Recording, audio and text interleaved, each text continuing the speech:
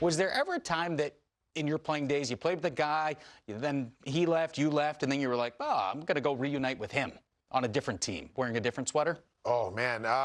Yeah, I mean, not necessarily deciding to go play there because of the guy or vice versa. Probably the one would be my last year playing, just dawned on me here, Zach Parise. I wanted to play with my buddy at the end, so I played with him in Minnesota. But one that it was kind of funny the way it kind of shook out was Aaron Asham. We played against each other, fought actually a bunch. He was probably had my most fights in the National Hockey League against Aaron Asham. He was my first NHL fight, and here's the years we played together, pretty in a short period of time with 3 different teams. So it was always kind of funny. I loved playing with him. We played on a line together. It was a blast playing with him, but it's funny. You just kind of get some familiarity with one another. You know how each other play. He had some great hands, great shot. He was tough as nails.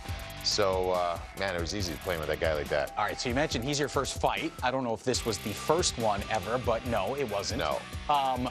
No, because you would have been in a Devils sweater. But what was that like going into that dressing room the first time, being teammates after trying to take each other's heads off? I think at first you feel a certain way, but you start talking to guys and you understand. I mean, again, that was my first NHL fight, so it was like my 3rd NHL game or so. So you don't really know how to play that, but after a while, you start playing with a lot of guys you've kind of gotten into fights with, I guess, when you play a certain way. So yeah, but you know, it's great. It's always been the cliches you always hear. You know, there's certain guys, you know what a guy is made out of when you play with them, right? And when you fight them, sometimes you learn and get a little bit more of a respect. So I love playing with certain guys where you knew what you're going to get out of them. All right, well, we have a couple of situations this summer where guys, former teammates, are now current teammates again, the reunion. Let's start in Columbus. Johnny Gaudreau, big free agent a couple of years ago. He decides he's going to Columbus to play for the Jackets. And now Sean Monahan signing in free agency this summer to go to play in Columbus. How do you think that reunion is going to play out? Maybe sparks both these guys? You talk about familiarity. Man, before Lindholm and Tkachuk were there with Gaudreau, it was basically Monahan and Gaudreau. You know, those were the guys you had to watch out for.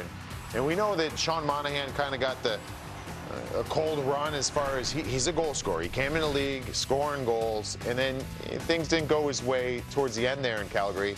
But then he's kind of been revitalized the last couple of seasons, right? Like, this has been a guy where he's the guy come trade deadline time, a guy that can go in there and he's kind of found that scoring touch again. And we'll see if it can be, I don't know what it looks like. I don't know if he's going to play with Johnny Gaudreau. Maybe it's on the power play. Maybe once in a while it's just something that you could lean on there for the Columbus Blue Jackets because of that success that they've had. All right, you mentioned these two guys earlier in the show. Edmonton, Matthias Ekholm's there. Now they get Victor Arvidsson. We saw those two link up before in Nashville. They went on that Stanley Cup run as well in 2017. How do you think this familiarity plays out in Edmonton? Well, first and foremost, you just being around the game, and it's happened to me. I've seen it happen with other guys too. Teams don't acquire guys like this unless they ask players who have some good experience with them or know them if that's good or not. And you'll never know if a player, you know, if Matthias Ekholm was like, no, man, you don't want this guy. Yeah. We'd never find out about it. That's behind closed doors. But the fact that he's there, you know that they went to Ek and they were like, hey, how's Arvidsson? Oh, he'd be great here. We need a guy like that. And we talked about from afar what Victor Arvidsson has meant to the teams he's played for. This is great. Those two guys are elite competitors. I think Matthias Ekholm getting there in Edmonton helped really change that team. Now, I don't know if it's going to be that dramatic as far as Victor Arvidsson, but man, if he could stay healthy, like we said, I think he'd make a world of difference for that squad. Yeah, and Arvidsson has come out publicly and said that Ekholm is a big reason why he convinced him to sign there in Edmonton. So this one's interesting. So we talked about Calgary. You had Lindholm and Zadorov there. Both go to Vancouver last year, and now this summer, both are heading across the country to play in Boston. So this pair, they don't want it. They're best of friends, and they don't ever want to play anywhere else without one another, right? Yeah, I mean, they've had some.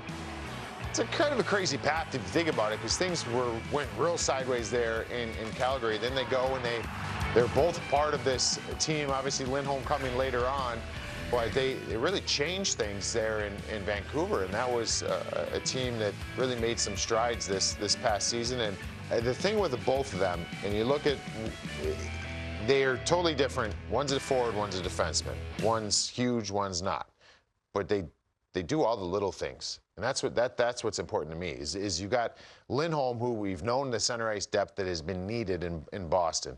They get that with him. And he could do a little bit of everything. He can put the puck in the net. We know that he had, 100 points on that Gaudreau line with Tkachuk we were talking about a number of years ago. So he's got the offensive upside, but he does so much more than that. That's going to serve them well. And then Zadorov, man, Nikita Zadorov, when I saw what he signed for, I don't know what the market was. I wasn't inside those rooms. I would have paid this guy even more than that. He can change your squad. His arrogance, good arrogance, is what a lot of teams in this league need. Again, those intangibles. Boston got it with him as well. They're going to love him in Boston, the way that guy plays. Oh, yeah.